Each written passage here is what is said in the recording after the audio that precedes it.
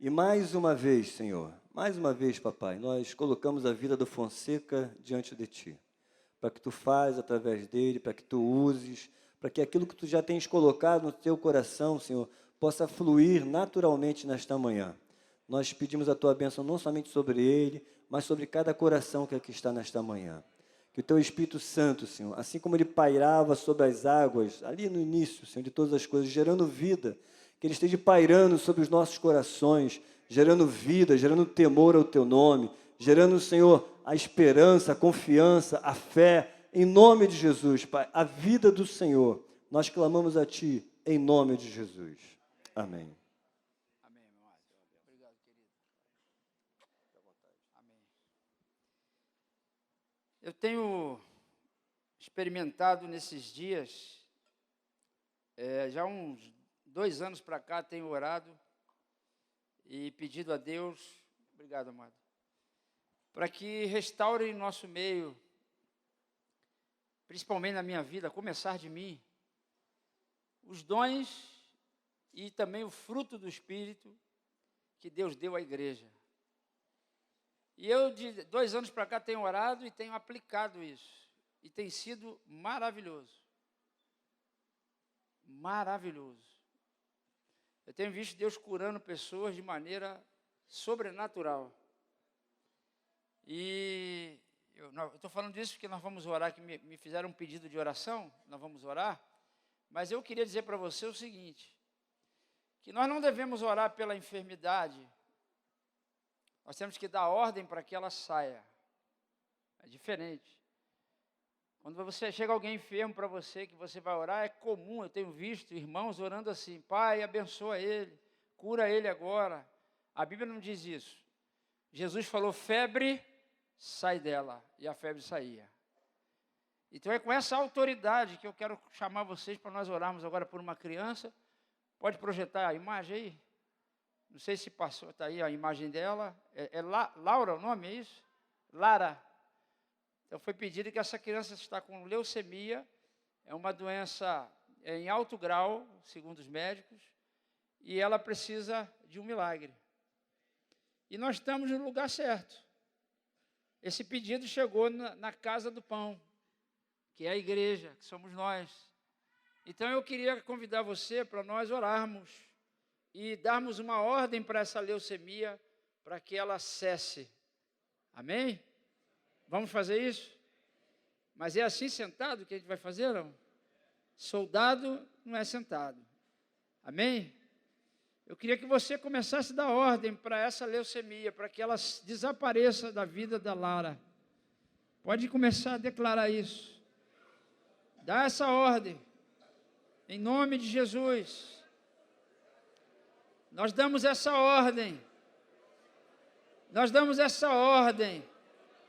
Leucemia que entrou no corpo da Lara. Nós te ordenamos agora, sai desse corpo, sai dessa vida. Em nome de Jesus. Nós damos essa ordem nessa hora.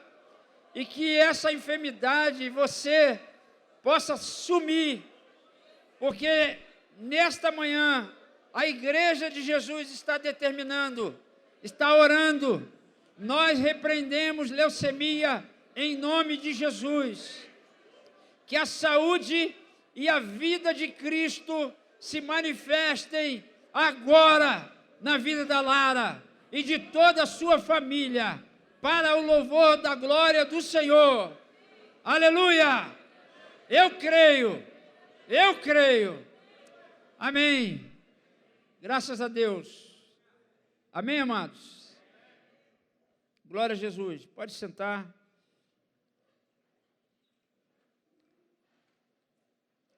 Esses dias eu, em casa, há uns 20 dias, acordei numa madrugada, e eu comecei a refletir um pouco sobre a salvação. O que é ser salvo? Porque eu encontro ainda muita gente que não tem vivido como uma vida de salvo. E é importante você compreender bem o que significa a salvação em Deus, a salvação em Cristo. E eu comecei a pensar isso por ocasião do dia 25 de agosto próximo, quinta-feira agora, eu vou completar 30 anos que eu fui salvo por Jesus, alcançado por essa tamanha graça, por essa bondade de Deus. E eu comecei a louvar a Deus por tudo isso e agradecer, e me senti um homem realizado, pleno. E eu comecei a pensar sobre como a igreja e como as pessoas precisam entender e desfrutar dessa salvação que custou tão caro para Deus, que foi dar o seu Filho, Jesus Cristo. E eu queria convidar você para abrir a sua Bíblia no livro de Filipenses, no capítulo 2. Nós vamos ler todo o capítulo. Até porque quem ainda não leu o capítulo 2 de Filipenses vai ter a oportunidade de, pelo menos um dia, dizer: eu li um capítulo inteiro da Bíblia. Porque o que tem de crente que não lê a Bíblia não está no gibi, né, como diz o outro. Essa é uma frase antiga. Não está na internet, vamos dizer assim. A Zaninha é minha favorita aqui, ó. Então, o capítulo 2 de Filipenses. Abre a sua Bíblia, seu tablet, seu iPad, iPod, tudo que tiver aí. Vamos ler. Amém ou misericórdia? Se há, pois, alguma exortação em Cristo, alguma consolação de amor, alguma comunhão do Espírito, se há entranhados afetos e misericórdias, completai a minha alegria, de modo que penseis a mesma coisa. Tenhais o mesmo amor, sejais unidos de alma, tendo o mesmo sentimento. Nada façais por partidarismo ou vanglória, mas por humildade, considerando cada um os outros superiores a si mesmo. Não tenha cada um em vista o que é propriamente seu, senão também cada qual o que é dos outros. Tende em vós o mesmo sentimento que houve também em Cristo Jesus, pois ele, subsistindo em forma de Deus, não julgou como usurpação ser igual a Deus, antes a si mesmo se esvaziou, assumindo a forma de servo, tornando-se em semelhança de homens, e reconhecido em figura humana, a si mesmo se humilhou, tornando-se obediente até a morte e morte de cruz.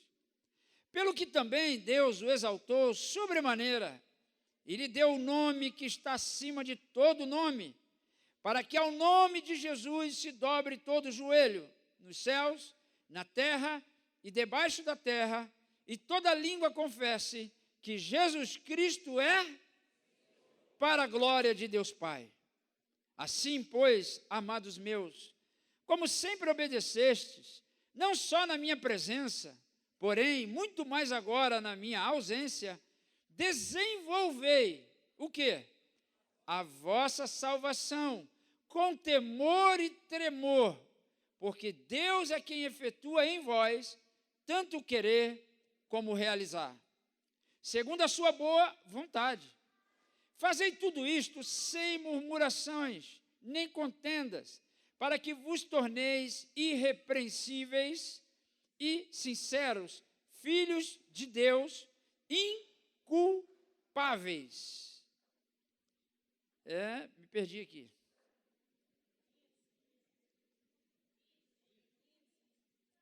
Não, me perdi aqui, foi no iPad mesmo. Espera aí, vamos voltar aqui. Espera aí. Take it easy. I not a computer.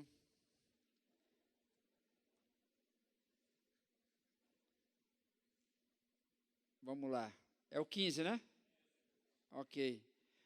Para que vos torneis irrepreensíveis e sinceros, filhos de Deus, inculpáveis no meio de uma geração pervertida e corrupta, na qual resplandeceis como luzeiros no mundo, preservando a palavra da vida, para que no dia de Cristo eu me glorie de que não corri em vão, nem me esforcei inutilmente. Entretanto, mesmo que seja eu oferecido por libação sobre o sacrifício e serviço da vossa fé, alegro-me e com todos vós me congratulo. Assim vós também, pela mesma razão, alegrai-vos e congratulai-vos comigo. Espero, porém, no Senhor Jesus, mandar-vos Timóteo o mais breve possível, a fim de que eu me sinta animado também, tendo conhecimento da vossa situação.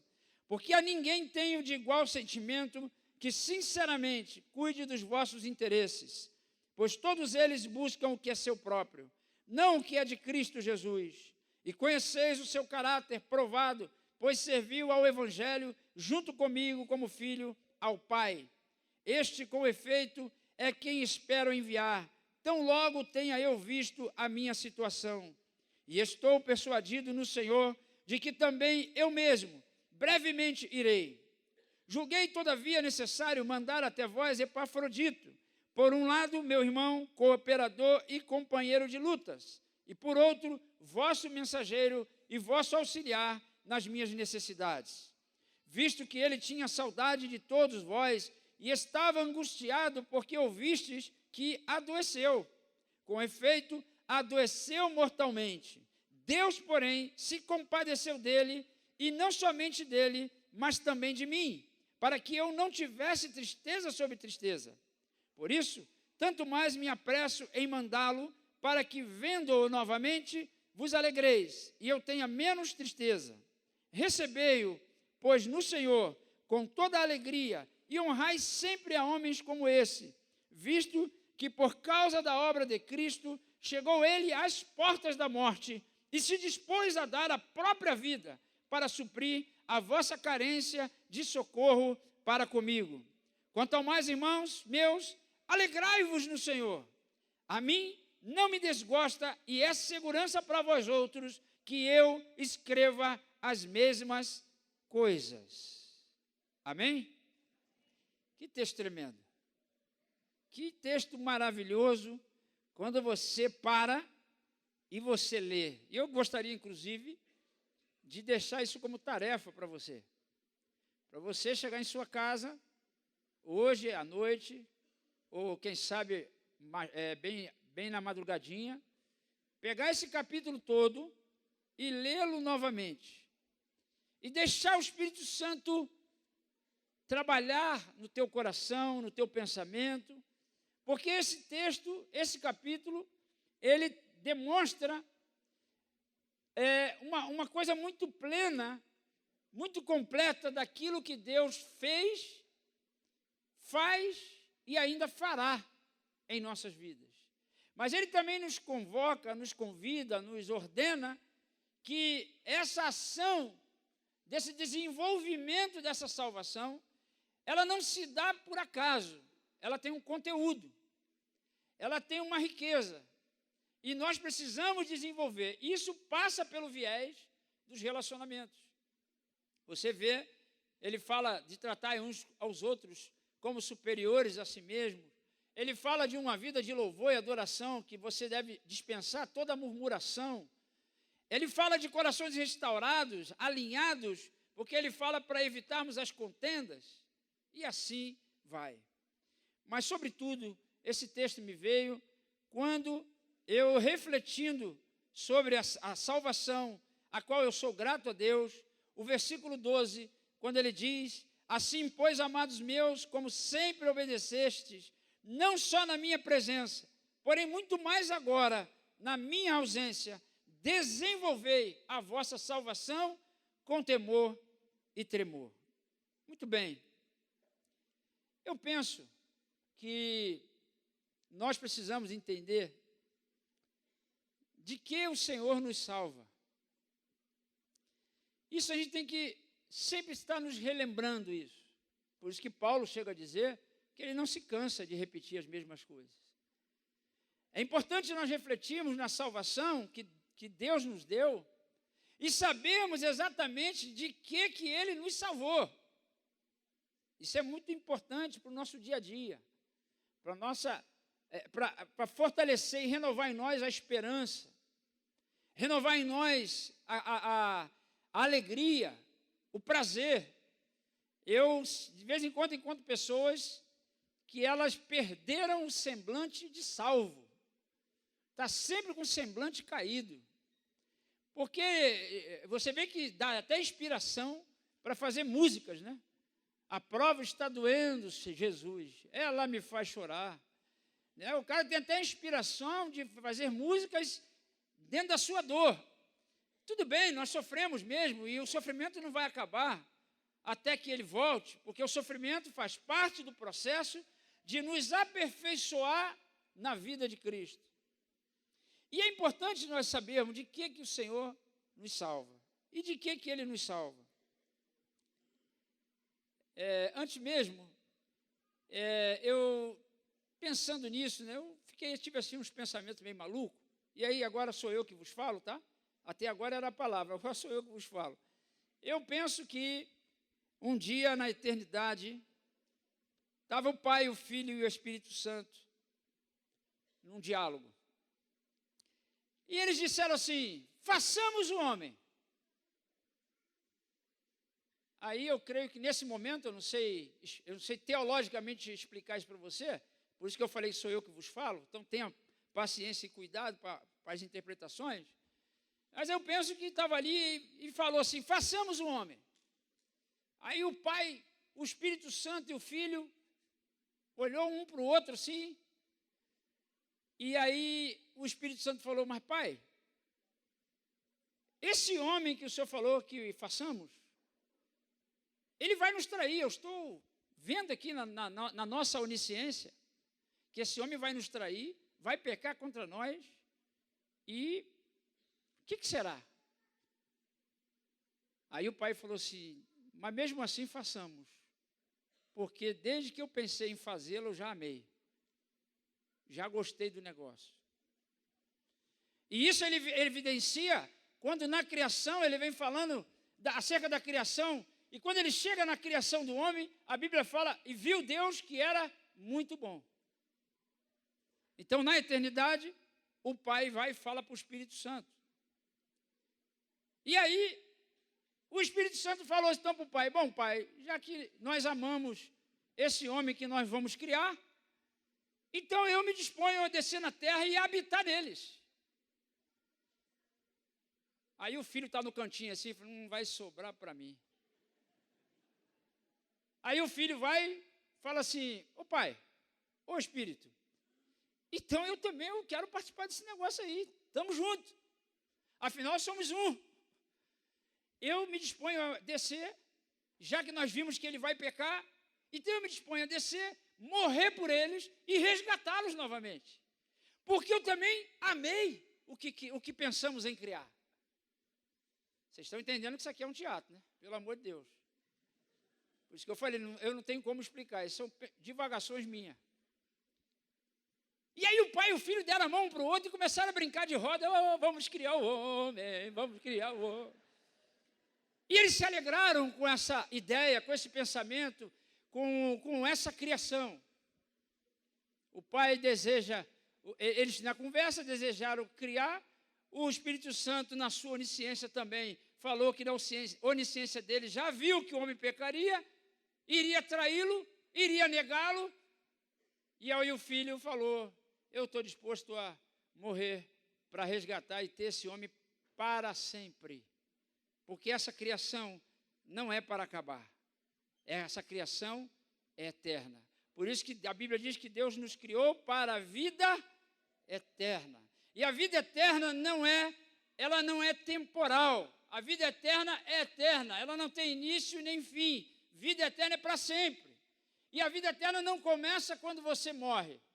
A vida eterna, quando você morre fisicamente. A vida eterna começa quando você morre para as tuas vontades. Aí Jesus entra em você na pessoa do Espírito Santo.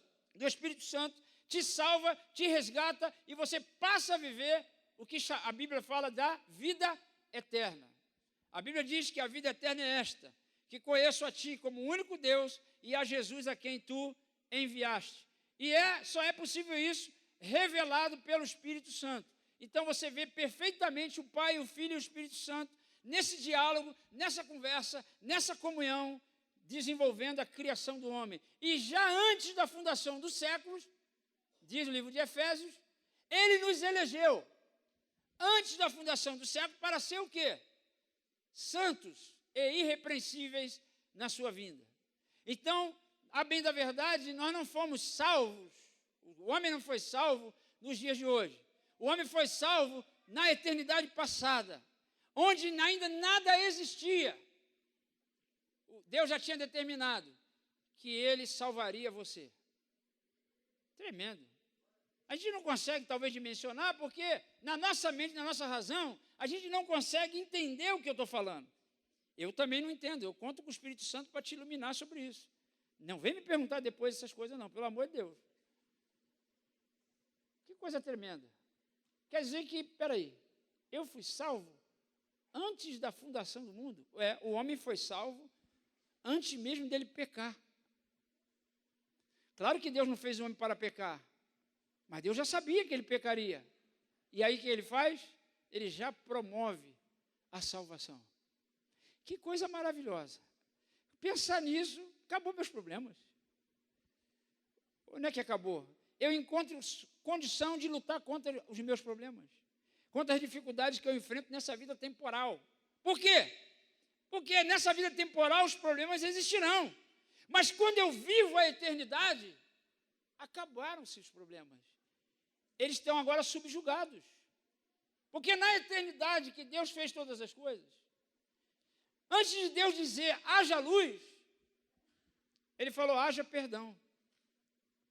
Porque se Ele me criou e me salvou, me elegeu, antes mesmo da fundação do mundo, então antes dele falar, haja luz, Ele primeiro disse, haja perdão. Porque o perdão, ele está associado à cruz. E é na cruz que os nossos pecados foram perdoados. É na cruz que nós fomos resgatados novamente para o propósito que Deus tem, que é eterno. Que passa por essa conversa lá que eles tiveram. Então, que coisa maravilhosa. Então, na verdade, quando é que o homem é salvo? É claro, o homem temporal, ele é salvo quando ele se arrepende, quando ele recebe Cristo como Senhor e Salvador da sua vida. Mas na mente de Deus, no coração de Deus, isso já está tudo pronto. É que nós não conseguimos dimensionar isso. A salvação em Cristo Jesus. Ela não aconteceu primeiro lá quando Jesus foi crucificado. Ela aconteceu primeiro lá nesse diálogo, quando Jesus decidiu vir à terra, morrer por nós. Ali na cruz, aquele ato que a gente tem narrado na história e que de fato aconteceu na terra, ali foi a materialização da salvação que Deus nos deu em Cristo Jesus, antes mesmo da fundação do mundo, dos séculos. Amém? Agora, de que o Senhor nos salva? O Senhor nos salva da condenação eterna. Porque com o pecado, todos pecaram e destituídos estão da glória de Deus. E a Bíblia fala em Romanos 6,23 que o salário do pecado é a morte, mas o dom gratuito de Deus é a vida eterna em Cristo Jesus. Vocês não conseguem sorrir com uma notícia dessa? Vocês não conseguem se alegrar com uma notícia dessa? Claro que a gente se alegra, porque isso renova a minha esperança. Imagine eu com 18 anos com uma pistola 9mm na cabeça para tirar minha vida. O que levaria um jovem de 18 anos tentar tirar sua vida? O que levaria? Frustrações, medos, enganos, abandonos, mas sobretudo o pecado. E agora não há mais condenação. Por quê? Por que não há mais condenação? Porque Cristo me salvou.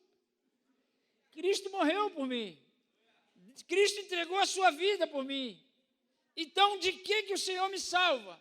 Ele me salva da condenação eterna, porque o salário do pecado é a morte, mas o dom gratuito de Deus é a vida eterna em Cristo Jesus. Por isso eu não estou mais debaixo de condenação. Já não há mais condenação para aqueles que estão em Cristo. Então a condenação que deveria estar sobre mim e sobre você não prevalece mais. Por que não? Porque em Cristo Jesus não há condenação para aqueles que estão em Cristo Jesus. Amém? Isso é ou não é uma boa notícia? Eu fiquei maravilhado, eu fiquei flutuando. Fui renovado para mais 30 anos, pelo menos. Se Deus quiser. Não sei se a Marta vai aguentar, mas se Deus quiser, vai ser uma benção. Mais 30 anos. De que o Senhor nos salva? De quê? Aleluia. Você não está mais condenado. Você está livre. Você não precisa mais ser escravo do pecado. Você não precisa mais se render ao pecado. Porque em Cristo Jesus você está livre de toda condenação. Você não precisa se relacionar mais com Deus por causa de culpa, de medo. Você não precisa ter medo de Deus. Ao contrário, você tem que se achegar a Ele, porque Ele é bom. Ele não vai te condenar mais, porque você está em Cristo. Quando Deus olha para você, Ele vê Cristo. Isso é tremendo. Bom, a não ser que tenha alguém aqui que ainda não está em Cristo. Mas espera um pouquinho que daqui a pouco eu converso contigo. A tua hora chegou. Espera só um pouquinho. Muito bem. De que o Senhor nos salva? Ele também nos salva do pecado. Ele não só nos salva da condenação, Ele também nos salva do pecado.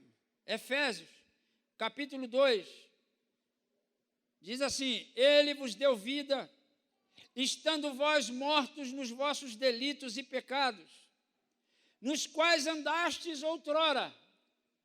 Vou repetir.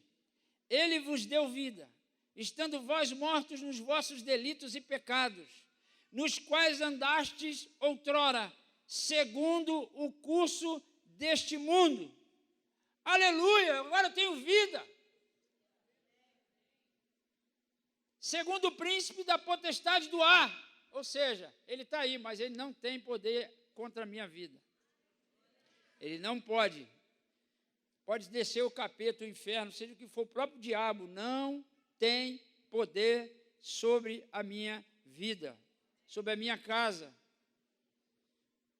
Do espírito que agora atua nos filhos da desobediência. Ou seja, esse espírito que está atuando nos filhos da desobediência, no nosso tempo, na nossa geração, também não tem poder sobre mim, não tem poder sobre você. É o que está escrito. Entre os quais também todos nós andamos outrora, mas um dia nós andamos. Quem não tem Jesus na sua vida como Senhor e Salvador, está aprisionado ainda debaixo dessa ação espiritual do mal. Por que não está mais em mim? Porque eu estou em Cristo. Não é porque eu sou bom, não é porque eu sei as coisas, ao contrário, é pela graça. Nós vamos ver isso aqui. Segundo as inclinações da nossa carne, entre os quais também todos nós andamos outrora, segundo as inclinações da nossa carne. Ou seja, você percebe que o texto está dizendo que o espírito que atua nos filhos da desobediência atua por causa da inclinação da carne. Por isso que você não pode andar na carne. Tem que andar no espírito. Andai no espírito e não satisfareis o desejo da carne. Quando você anda na carne, quando é você guiado pela carne, aí esse espírito tem, sim, a influência sobre você e até domínio.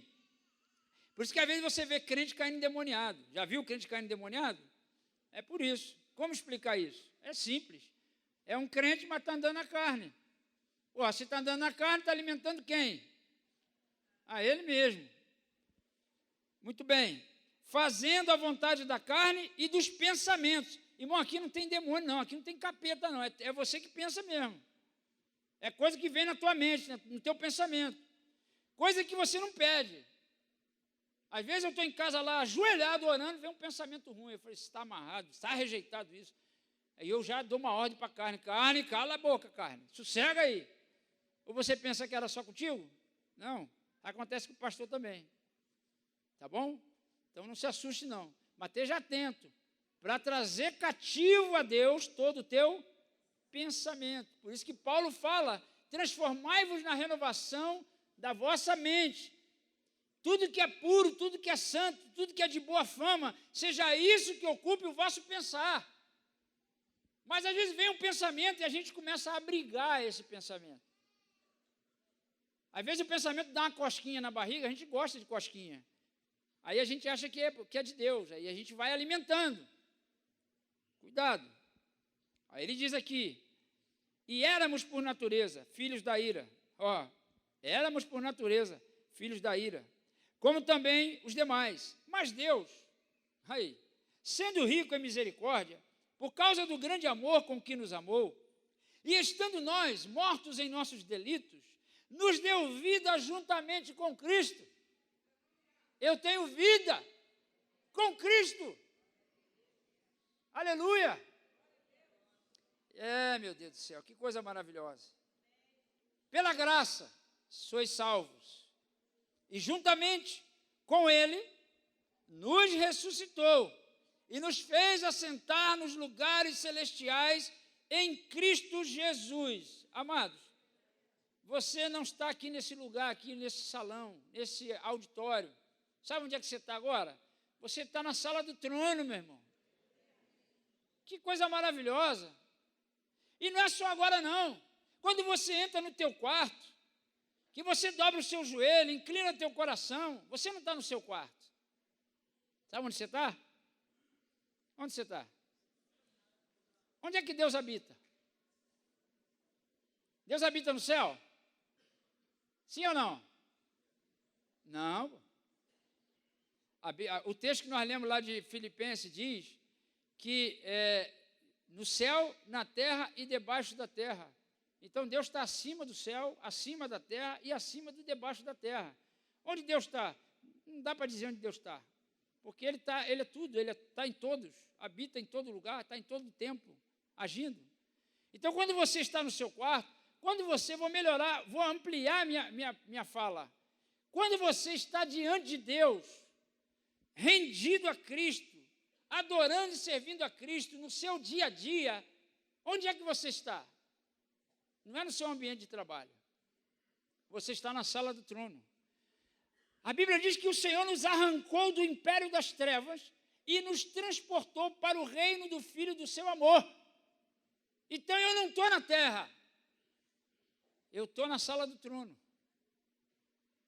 Sabe aquelas coisas que às vezes a pessoa fala assim, eu estava falando com Deus, mas eu falei só no pensamento, porque se o inimigo ouvir, que inimigo vai ouvir, amado? Se você foi tirado desse mundo, você não vive mais no mundo, entenda bem isso, gente. Você que tem síndrome, você que tem preconceito, você que tem trauma, você que tem qualquer coisa desse tipo, de feiura, fica tranquilo, você é um ET, deixa eu te ajudar. Você é um ET, um extraterrestre. Você acredita em extraterrestre agora? Não acredita não? Olha para o lado que você vai ver. Nós não pertencemos a essa terra, nós não pertencemos a esse mundo. O Senhor nos tirou desse mundo e nos plantou no reino do Filho do seu amor. Aqui, não por esse lugar, mas porque nós estamos em nome dEle. Aqui é o santuário de Deus, é o ambiente, a tua casa é o ambiente, é o santuário de Deus, onde Deus habita, onde Deus está. Você pode falar, meu, não precisa ficar com medo de que o diabo, não, vou falar só no pensamento para o diabo não ouvir, senão ele pode atrapalhar. Que atrapalhar, gente? Não vai atrapalhar nada. O diabo não está na sala do trono, ali não é o lugar dele. O lugar dele é embaixo dos nossos pés, é outro lugar. Isso é maravilhoso. Então diz lá a palavra, seguindo. E nos fez assentar nos lugares celestiais em Cristo Jesus, para mostrar nos séculos vindouros a suprema riqueza da sua graça, em bondade para conosco, em Cristo Jesus. Porque pela graça sois salvos, mediante a fé, e isto não vem de vós, é dom de Deus. Não de obras, para que ninguém se glorie, pois somos feitura dele, criados em Cristo Jesus para boas obras, as quais Deus de antemão preparou para que andássemos nelas. Que maravilha! Como é renovador isso para mim. Isso é como você está com sede de beber uma água e você degustar. É lindo demais. E eu esses dias tenho assim me renovado dentro de mim. Eu estou me sentindo aquele menino lá do dia 25 de agosto de 1986. Renovado, disposto, pronto a fazer tudo novamente. As mesmas coisas que o Senhor tem operado na minha vida. Não andar mais como andava antes do dia 25 de agosto de 86, mas a partir daquele dia. Pois todos pecaram e carecem da glória de Deus. E a glória de Deus já foi manifesta. A glória de Deus é Cristo, que veio para nos salvar. Então, de que o Senhor nos salva? O Senhor nos salva também do pecado. Você não precisa se render mais ao pecado. Romanos 8,2 diz que nós somos livres da lei do pecado e da morte. Porque agora estamos no Espírito. Andamos no Espírito. E aí talvez a gente fique assim pensando, mas o que é andar no Espírito? Eu não sei, teria que fazer um curso. Para com isso. É bom estudar, tudo bem, estuda, pesquisa, leia a palavra. Vai para a palavra está clara para nós. Você já está nessa posição. A Bíblia nos fala, nos mostra que Deus vê você como santo. Porque você foi eleito antes da fundação do mundo para ser santo. Você não vai ser santo, você já é santo. Eu sei que você não me imaginava isso, mas você já é santo. Porque é assim que Deus te vê. O que tem que acontecer é que agora você tem que começar a viver a vida de um santo. Você não tem que fazer tudo que um santo faz para ser santo. Porque se você tem que fazer tudo que um santo faz para ser santo, isso está falando das tuas obras. Mas em Cristo Jesus, eu fui feito santo. Então agora devo eu andar como santo. Então quando o pecado vem, o que eu falo para ele? Opa, pode sair porque eu sou santo, meu amigo. Você não comunga comigo, eu não comungo contigo.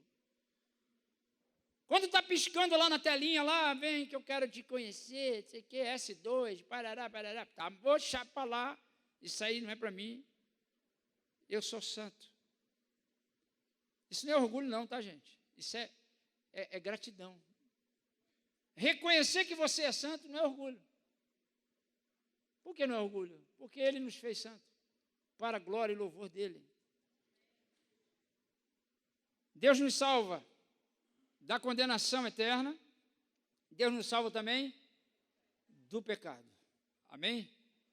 Conversava com um jovem, e ele falando comigo da dificuldade dele que ele estava enfrentando na área de impureza. E ele estava sofrido, dizendo para mim, Fonseca, é muito difícil, a coisa é mais forte do que eu. Eu falei, eu sei que é mais forte. Mas se eu te fazer uma pergunta, alguma vez, antes de você praticar isso, você dobrou teu joelho ou começou a falar em línguas? Eu duvido o cara conseguir seguir na prostituição dele lá, orando, clamando. Duvido. Aí ele falou, mas eu não falo em língua. Eu falei, tu vai falar agora. Meti um mãozão nele. E já invoquei o poder de Deus sobre ele. Agora tu está falando em língua, meu filho. Não volte aqui com esse negócio de novo, não. Quando te der vontade, porque vai dar vontade, tem hormônio, pô. Não é um boneco, né? Não é um robô. O hormônio vai atuar novamente. Quando atuar novamente, você já está ligado. O que você vai fazer? Começa a orar. E se a oração não der jeito, começa a andar. Vai orando, andando, orando. Até aquecer o corpo, filho.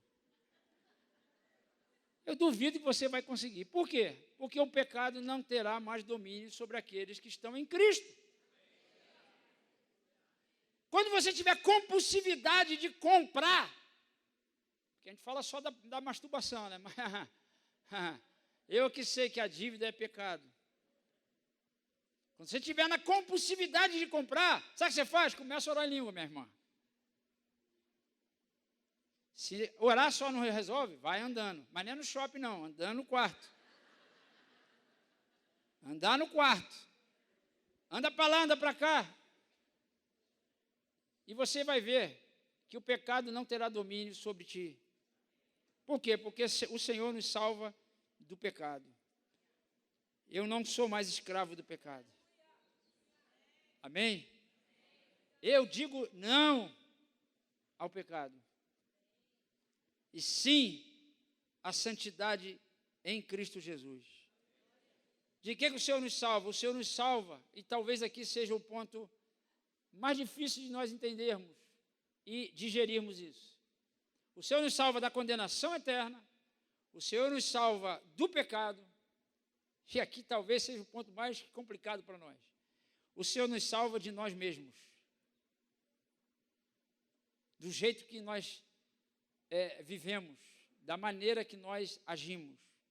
1 Pedro, capítulo 1, diz assim, verso 13 em diante. Por isso, cingindo o vosso entendimento, sede sóbrios e esperai inteiramente na graça que vos está sendo trazida na revelação de Jesus Cristo. Se você está pensando em desistir, em recuar, pare. Pare. Sede sóbrio. Sede sóbrio. O que é sóbrio? Ou melhor, qual é o contrário de sóbrio? Vamos dizer, bêbado, vagante, cocheando entre dois pensamentos. Uma hora pensa em Jesus, outra hora pensa em outra coisa. Não só pensar, mas se deixa levar pelo pensamento.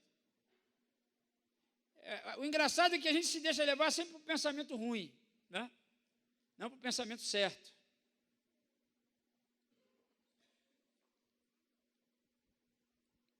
Sede sóbrios e esperai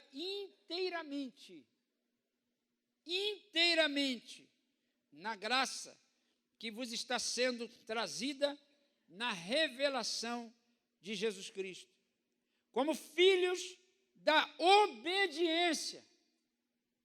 Não vos amoldeis às paixões que tinhas anteriormente na vossa ignorância. Você não pode voltar mais, irmão. Você não pode voltar mais. Agora, não voltar ou não recuar não é meramente você não voltar lá atrás. Porque tem pessoas que elas pararam no tempo. E se você parou no tempo, você está recuado. Por que está recuado? Porque nós temos um alvo a alcançar. A vida com Deus é dinâmica. A vida com Deus, ela é para frente, ela é vibrante, é gerúndio, é indo, avançando. Por isso Paulo diz, deixando as coisas que para trás ficam, eu prossigo para o alvo. Prosseguir para o alvo, olhando firmemente para Cristo, autor e consumador da fé. E não é fácil olhar firmemente para Cristo. Mas nós temos que exercitar isso. Nós temos em todo tempo olhar. E se tem alguém do teu lado, alguém do teu relacionamento que você percebe que não está olhando, adverte ele. Exorta ele, anima ele. Querido, você está olhando para o lugar errado. Acho que eu já contei aqui, eu tive no oftalmologista, normalmente eu faço exame por causa do meu olho que é cego e torto. Eu sei que vocês não perceberam isso. E eu conversando com a oftalmologista, eu falei para ela, doutora, eu queria saber da senhora o seguinte, por que o meu olho é torto? Aí ela falou assim, é simples, é porque ele não tem visão, ele não tem foco. E quem não tem visão, quem não olha para o lugar certo, fica cego e torto. Eu comecei a lembrar de alguns irmãos, entendeu?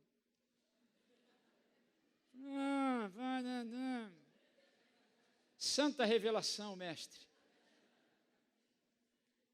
Olhando firmemente para Jesus. E o texto diz assim, como filhos da obediência. Você está vendo que tem andar com Deus e a vida com Deus, a salvação em Deus, ela tem um conjunto, ela não é destituída de valores.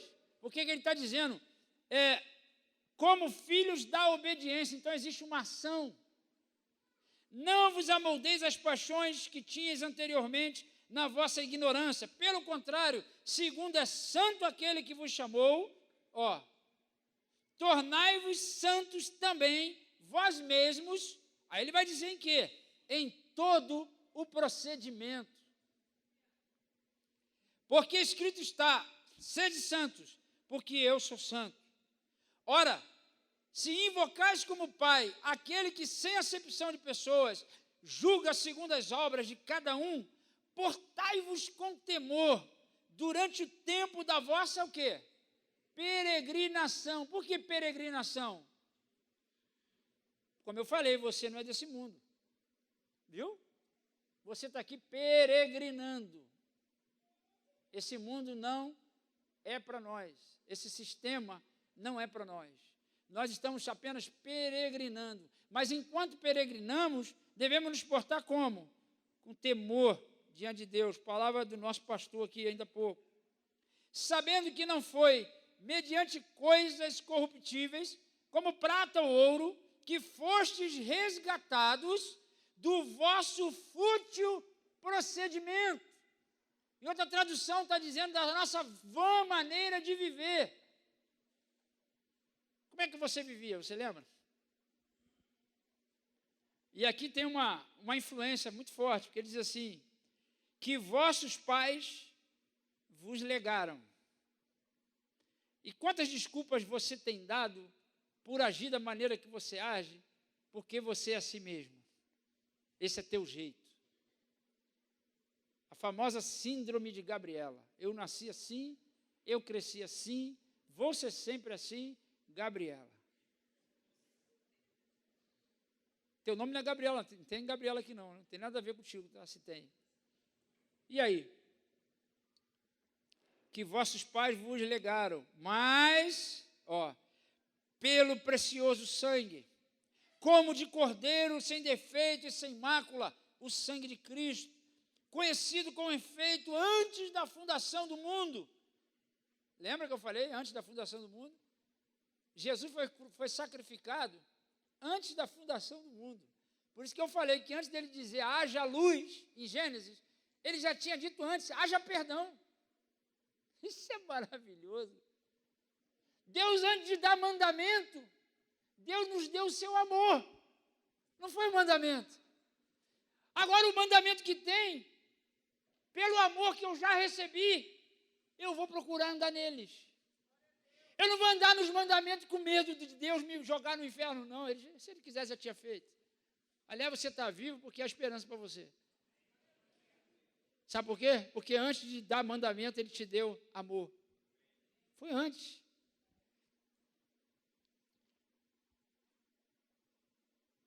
Conhecido com efeito antes da fundação do mundo, porém manifestado no fim dos tempos, por amor de vós, que por meio dele tendes fé em Deus, o qual o ressuscitou dentre os mortos e lhe deu glória, de sorte que a vossa fé e esperança estejam em Deus. Que maravilha! Como? Tendo purificado a vossa alma.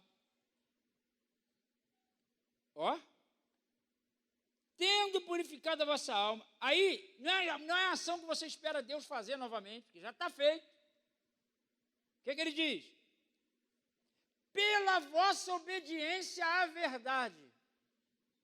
Como é que você vai ser purificado das tranqueiras que você trouxe da sua vida pregressa, passada? Como você vai ser purificado agora? Obedecendo a verdade. Então, quando o discipulador dá um caminho para você, que é um mandamento, não discuta, pratique, sujeite, obedeça. Porque a obediência é o líquido de Deus que purifica você das mazelas que você trouxe.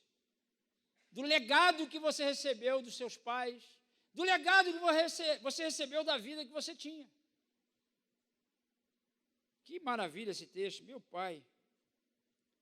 Tendo purificado a vossa alma pela vossa obediência à verdade, tendo em vista o amor fraternal não fingido. Você percebe que essa purificação passa pelo viés do relacionamento?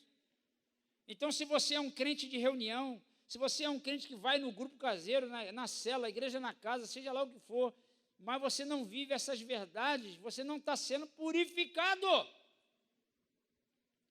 Algo tão importante como o Ideraldo colocou aqui, nós precisamos ser cheios do Espírito. Mas cheios do Espírito não é ir para um monte fazer reteté, ir para lá, para cá, para não. Não! É falando entre vós. Tu percebe que passa pelo viés do relacionamento. Falando entre vós, com salmos, hinos, cânticos espirituais. Assim seremos cheios do Espírito. Então a necessidade dessa relação ser verdadeira, ser intensa, ser marcante para as nossas vidas. Ele diz: amai-vos de coração, uns aos outros ardentemente. Que coisa linda. Você tem amado o seu irmão ardentemente? Ou o teu irmão arde em você? É, né? Tem uns que ardem, eu sei que arde. Mas aí aqui tem um segredo também bom aqui. Qual é? Ó, gente, fica tranquilo que o horário ainda está bom, tá? Que eu vou para São Paulo ainda, então eu não estou com pressa. Aqui tem uma coisa interessante. Por quê? Porque aqui há um grande problema, há um inimigo poderoso que luta contra nós nessa relação uns com os outros, que eu chamo de razão. Porque a razão, ela atrapalha ou ela impede de um relacionamento seguir avante. Pode reparar que normalmente as discussões que você tem, ou as feridas que você causa ou recebe, ela é fruto da razão, ou tua ou do outro. Então, quando ela está dizendo aqui, amai-vos cordialmente, fraternalmente, ele está dizendo para nós também que amar é abrir mão da razão. Difícil isso. O amor abre mão da razão. Não briga, não discute. Confia no Espírito Santo. Confia em Deus. É claro que você, para andar na luz, você tem que dar motivo da sua razão, mas você não deve deixar que a sua razão leve você a impor às pessoas a tua razão. Você já falou a tua razão? Agora, descanse em Deus e confia. Faça com que o amor prevaleça na razão. Porque agindo assim, você vai estar agindo igual seu pai, que é Deus. Porque Deus tinha razão em me condenar. Deus tinha razão em lançar você no inferno. Mas o que ele fez? Ele abriu mão da razão. Por quê? Por amor. Não deixa de nos confrontar, não deixou de falar dos nossos pecados, e não deixa até hoje, mas ele abriu mão da razão pelo amor. Então ele diz: pois fostes regenerados, não de semente corruptível, mas de incorruptível, mediante a palavra de Deus, a qual vive eternamente, ou permanentemente, pois toda a carne é como a erva, e toda a sua glória como a flor da erva. Seca-se a erva e cai a sua flor, a palavra do Senhor, porém, permanece eternamente. Ora, esta é a palavra que vos foi evangelizada. Que coisa linda isso aqui. Então o Senhor nos salva de nós mesmos. Então, quando a tua alma tentar te enganar, tentar querer te ludibriar, tentar querer governar sobre você, você se lembre que o Senhor te salva de você mesmo. Então você abra mão da sua razão. Não discuta, não brigue, não permita que o ressentimento ou o sentimento nesse litígio seja maior do que o amor de Deus. Vou repetir para você não pensar errado. Fale da sua razão com a pessoa. Fale o que você pensa. Mas, sobretudo, prevaleça o amor. O amor de Deus, o amor que abre mão, o amor que renuncia, o amor que sofre o dano, o amor que confia que Deus é que vai estabelecer a verdade na situação. Porque entre eu e você, quantas verdades existem? Quantas? Quantas? 3. 3 verdades. A minha, a sua e a verdade. São 3 verdades que existem entre nós. E qual a verdade que deve prevalecer? A verdade. E a verdade é a vontade do Senhor, conforme nós lemos aqui. A palavra salvação, ou salvo, vem do grego sozó, que é uma salvação plena. Ela fala de uma salvação de corpo, alma e espírito, de permanecerem íntegros e irrepreensíveis na vinda do Senhor. Ela fala que você foi salvo, como eu já falei, na eternidade passada, vamos dizer assim. Você está sendo salvo na eternidade presente, para ser salvo na eternidade futura. Não pense você que mesmo com toda essa salvação, que se você voltar a viver como era antes, que você será salvo. A Bíblia não diz isso, nós não cremos assim. Há controvérsias, eu sei, teológicas. Mas como nós não vamos legislar sobre quem vai ser salvo ou quem não vai ser salvo, mas o que a Bíblia diz é que aquele que permanecer fiel até o fim receberá a coroa da vida e por aí vai. Não vou entrar nesse tema hoje, até porque é polêmico também. Amém? A primeira ação de Deus, estou encerrando, da salvação. Sabe qual foi a primeira ação que Deus teve na salvação? Foi nos criar. Porque se Ele já sabia que nós iríamos viver uma vida de pecado, uma vida de traição, e mesmo assim Ele nos criou, o amor dele prevaleceu. Mas aí foi o primeiro ato de salvação dele. Porque Ele nos criou e determinou que nos salvaria. Então Ele também nos salvou. Então a primeira ação de Deus na salvação foi nos dar existência. O segundo ato da salvação é nos manter existindo. É Ele que nos mantém existindo. É Ele que nos sustenta no caminho. O texto que nós lemos diz que o querer e o efetuar pertencem a Deus. E é Deus que preserva a nossa vida. Agora, para preservar a nossa vida, nós temos que fazer a nossa parte. Sexta-feira, inclusive, tem vigília de oração, para humilhar teu coração diante dEle. Para quê? Para que Ele mantenha você nessa existência. Um detalhe só, tão pequeno de nós dois, mas para você se recuperar nisso aí. O terceiro ato dessa salvação, nesse segundo ato de salvação, de Deus nos manter existindo, Ele teve que compartilhar conosco algo muito peculiar dEle, a sua bondade. Deus é bom. Amém? Então Ele compartilha conosco da sua bondade, para que tenhamos uma vida boa, pois em nós mesmos não habita bem algum. Toda a bondade, toda a riqueza, todo presente vem do Pai das luzes. Isso é o amor de Deus que é tremendo. O terceiro ato da salvação foi nos ajudar a recuperar a confiança.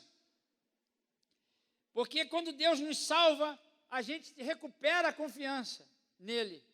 Agora, recuperar a confiança em Deus não é recuperar a confiança, ou melhor, não é você pensar que Deus vai fazer tudo aquilo que você acha certo fazer. Não. Recuperar a confiança em Deus é recuperar a confiança de que o que Deus fará é o certo. Ainda que não seja o que você busca, ainda que não seja o que você deseja, ainda que não seja aquilo que você espera na sua vida pessoal. Isso não é confiar em Deus. Confiar em Deus é ter a certeza que o que Deus faz ou vai fazer é o certo a ser feito. Isso é confiar em Deus.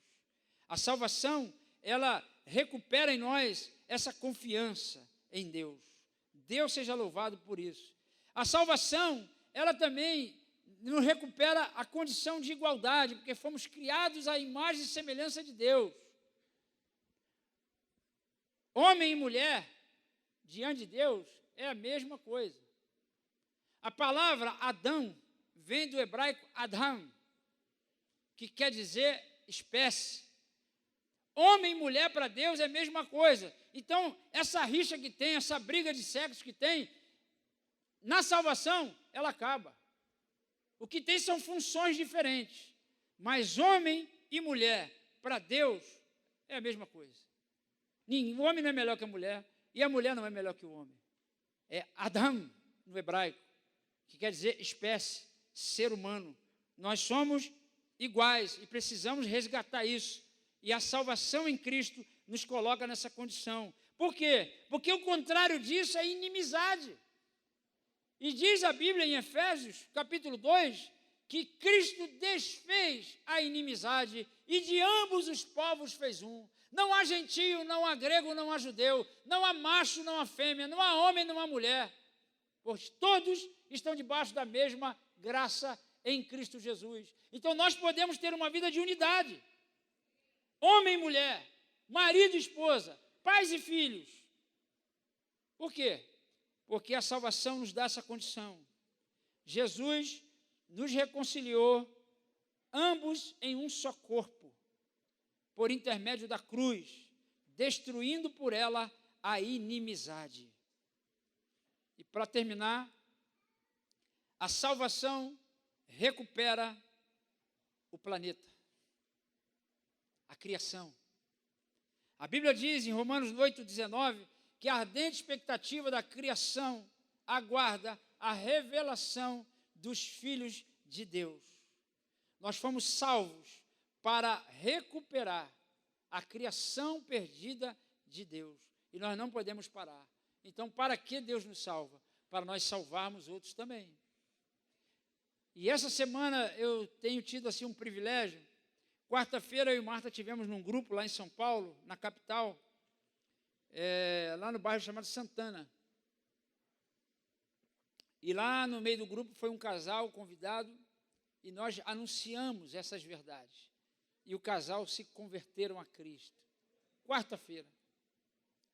Quinta-feira, no nosso grupo, em nossa casa, um discípulo jovem levou a sua mãe. E falamos essas verdades para essa moça, essa senhora, e essa senhora também entregou a vida a Jesus. Na quinta-feira. Na sexta-feira eu estive aqui no chá de revelação, né, do filho do... já falei, né? Do Andrew. Eu não sei se é Andrew, é Andrews. É isso aí. E Carol. E nessa noite da revelação, se era menino ou menina, Deus também trouxe a revelação na vida da Sandra. E na sexta-feira, a Sandra se converteu e entregou a vida a Jesus. Ontem, sábado, nós também falando dessas verdades. Mais um jovem aqui se converteu e entregou a vida a Jesus. Porque nós fomos salvos para salvar. E a salvação que temos em Cristo é a esperança que o mundo precisa e busca. Porque a Bíblia diz que as nações estão buscando a Deus e elas não sabem quem é esse Deus. E uma vez salvos, nós precisamos viver como salvos, com semblante de alegria, porque a nossa alegria não vem das circunstâncias, a nossa alegria vem do estado de espírito que temos, do fruto do Espírito em nós, que é a alegria. E levarmos essa vida para as pessoas. A salvação recupera em nós o propósito eterno de Deus de ter uma família de muitos filhos. Então nós que somos salvos, fomos resgatados e recuperados para levar a salvação a quem precisa. A ardente expectativa da criação aguarda a revelação dos filhos de Deus. Fomos salvos para adoração, Fomos salvos para viver em adoração. E essa adoração vai manifestar vidas salvas também. Porque levar Cristo é levar a adoração onde não tem. Você tem vivido uma vida de adoração? Então comece, porque você já é digno dela. Você já é digno de ter uma vida de louvor. Você já é digno de ter uma vida de adoração. É isso que faz parte da tua identidade. É isso que você é, porque assim foi determinado em Cristo Jesus. Quarta-feira, o Senhor salvou. Quinta-feira, o Senhor salvou. Sexta-feira, o Senhor salvou. Sábado, ontem, o Senhor salvou. E eu creio que hoje o Senhor pode salvar também. E amanhã? E terça? Quarta? Quinta, sexta, sábado. Vocês cansaram de pregar já na quinta-feira? Vamos de novo, na segunda, na terça, na quarta, na quinta, na sexta, no sábado. É gol! Amém, amados? Porque essa salvação nos resgata e nos recupera. Também a criação e a geração. E a Bíblia diz que a geração, a criação de Deus, ela geme. Mas nós, que fomos salvos em Cristo, fomos salvos para resgatar, para recuperar aqueles que estão ainda perdidos. Amém? Vamos ficar de pé?